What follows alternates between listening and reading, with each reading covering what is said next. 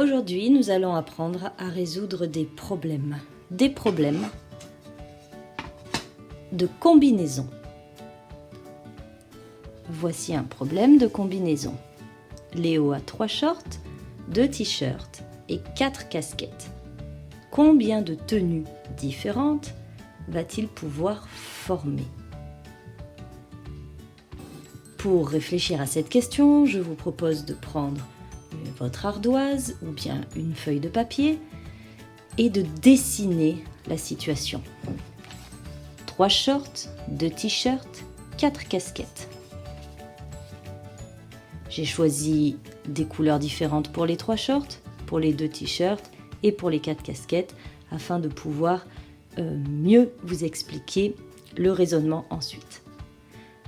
Une fois que vous avez fait ce dessin, vous pouvez commencer à chercher quelles sont toutes les possibilités possibles pour faire des tenues, en ayant pour chaque tenue, à chaque fois, un short, un t-shirt et une casquette. Il n'est pas possible de faire une tenue avec simplement un short et une casquette, ou bien une casquette et un t-shirt. Il faut qu'il y ait les 3 éléments, à chaque fois un short, un t-shirt et une casquette. Combien est-ce que je peux en faire en tout? Je vous laisse réfléchir un petit peu. Vous mettez pause sur la vidéo et puis je vous donne des pistes de réflexion ensuite si vous êtes bloqué. Voici comment procéder.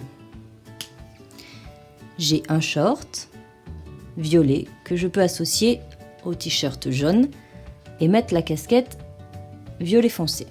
Voilà déjà une possibilité. Mais je peux aussi mettre mon short violet, mon t-shirt jaune et la casquette rouge cette fois.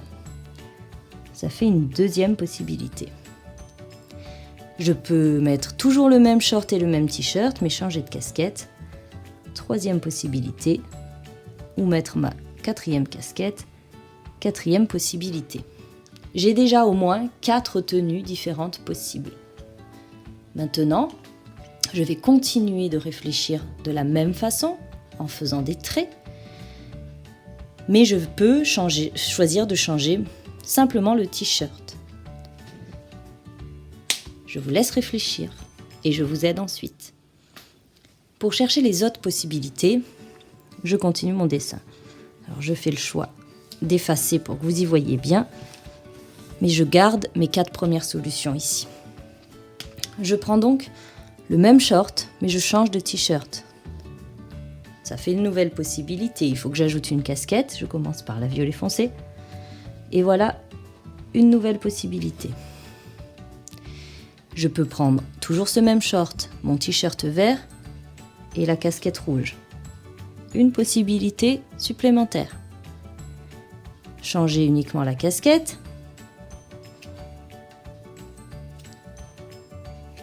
Et j'ai donc 4 possibilités de plus. Quelle va être la prochaine étape de mon raisonnement? Oui, tout à fait. Changer de short. Si c'est ce que tu as proposé, c'est une bonne réponse. J'ai fait toutes les possibilités que je pouvais avec le short violet, en mettant à chaque fois soit le t-shirt jaune, soit le vert, et à chaque fois, pour chaque t-shirt, les 4 casquettes. Je suis arrivée à 8 possibilités. Je continue avec mon short rose. Je choisis de le mettre avec le t-shirt jaune et la casquette violette. Une nouvelle possibilité. Je change de casquette. Et j'ai à chaque fois une nouvelle possibilité. J'en suis donc à 4 et 4 et 4, 4 fois 3, 12 possibilités pour l'instant. Mais je n'ai pas fini puisque avec le short rose, je n'ai pas encore fait toutes mes tenues possibles avec le t-shirt vert et je n'ai encore fait aucune tenue avec le short vert. Je vous laisse donc terminer ce travail en fonctionnant méthodiquement comme on l'a fait jusqu'à présent pour trouver la réponse finale. Vous noterez la réponse finale pour pouvoir voir la suite de la vidéo une fois que vous aurez cette réponse. Si bien entendu vous bloquez complètement, vous pouvez recommencer la vidéo du début ou regardez la suite. Si vous avez réussi méthodiquement à bien suivre le raisonnement, vous avez dû trouver en tout 24 tenues possibles. C'est très bien. Vous imaginez maintenant que si la garde-robe de Léo était bien plus étoffée, avec un nombre plus important de shorts, de t-shirts et de casquettes, ça deviendrait assez compliqué de mener la réflexion jusqu'au bout sans s'en mêler les pinceaux. C'est là que les maths viennent nous aider, grâce au calcul. Au final, il faut considérer les possibilités, c'est-à-dire j'ai 3 shorts. Et pour chacun de ces 3 shorts, je peux mettre 2 t-shirts différents. Donc j'ai 3 fois 2 possibilités. Et 4 casquettes différentes. Donc je multiplie encore ça par 4. On vérifie. 3 fois 2, ça fait 6. 6 fois 4, ça fait bien 24. J'ai donc pour résoudre ce genre de problème la possibilité de multiplier mes quantités. J'ai 3 shorts que je multiplie par les 2 t-shirts possibles, multipliés par les 4 casquettes possibles. Et j'obtiens le résultat. On s'entraîne ? C'est parti. Efface ton ardoise ou prends une nouvelle feuille et c'est parti. Pour rénover ma maison, je peux choisir 2 formes de fenêtres différentes, 4 matériaux différents et 6 couleurs de peinture. Combien de choix s'offrent à moi ? Pour résoudre ce problème, tu vas pouvoir commencer par le dessin, en choisissant de le représenter comme on l'a fait avec les shorts, les t-shirts et les casquettes de Léo. Voici donc le dessin que j'ai choisi. J'ai choisi 2 fenêtres, une ronde, une carrée, 4 matériaux, bois, plastique, fer, aluminium et 6 couleurs différentes. C'est parti, je procède avec ma première fenêtre ronde en bois de couleur violette. Une possibilité. Ceux qui ont des difficultés, reprenez bien ce schéma comme ça et faites-le pas à pas. Elle peut être ronde en bois mais de couleur verte. Deuxième possibilité, de couleur bleue.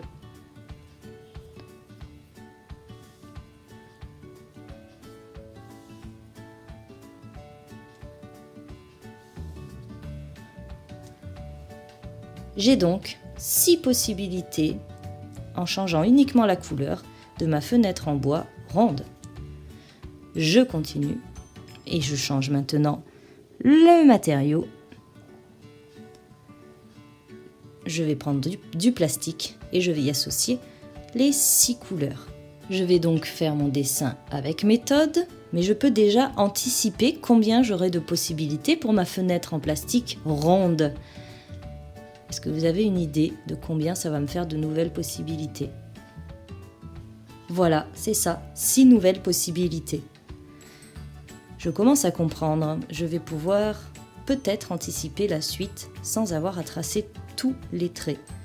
Qu'est-ce qu'il faut que je change maintenant pour continuer mon raisonnement ? Quels paramètres je dois changer ? Oui, il faut que je change le matériau. Et ma fenêtre ronde n'est plus en plastique maintenant, elle est en fer. Combien de possibilités je vais avoir avec ma fenêtre ronde en fer ? Je peux l'anticiper. 6 aussi. Très bien. Maintenant, j'ai plus qu'à changer pour l'aluminium. Et j'aurai combien de possibilités avec l'aluminium ? Vous devez pouvoir donner le résultat maintenant. 6 aussi. Et voilà.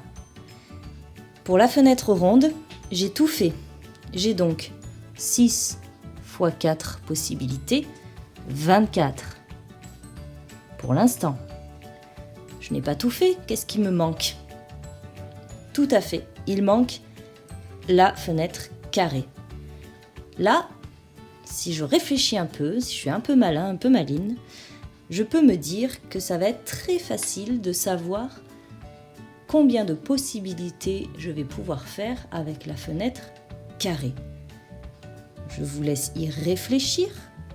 Si vous trouvez, vous allez facilement pouvoir trouver le résultat final ensuite. Et je vais vous donner la réponse. Alors, si vous voulez réfléchir, vous mettez pause. Si vous avez déjà la réponse, on continue la vidéo. Il me reste donc avec la fenêtre carrée 24 autres possibilités. L'autre moitié en fait. Puisque je fais toutes les possibilités avec la ronde, je vais bien avoir autant de possibilités avec la carrée. Comme avec la ronde j'avais 24 possibilités, avec la carrée j'en aurai autant, 24. Ce qui vous donne maintenant facilement le résultat final. 24 possibilités avec la fenêtre ronde, 24 avec la fenêtre carrée, ça donne bien 24 plus 24, 48 possibilités en tout. On va vérifier par le calcul, puisque je vous rappelle que quand on est très flemmard, on devient bon en maths, puisqu'on va essayer de trouver la solution la plus rapide pour se débarrasser du problème. On voit si notre calcul fonctionne. On a bien 2 fenêtres qu'on peut multiplier par 4 possibilités de matériaux, que l'on multiplie par 6. Je fais ce calcul. 2 x 4, 8. 8 x 6, 48. Cela fonctionne. Maintenant, ça va être à vous de vous entraîner. Vous pouvez choisir de faire les dessins si vous en avez besoin. Vous voyez, vous faites comme moi, vous simplifiez. Vous ne faites pas des dessins trop compliqués. Ou vous pouvez choisir de passer directement par le calcul. Je vous laisse vous entraîner.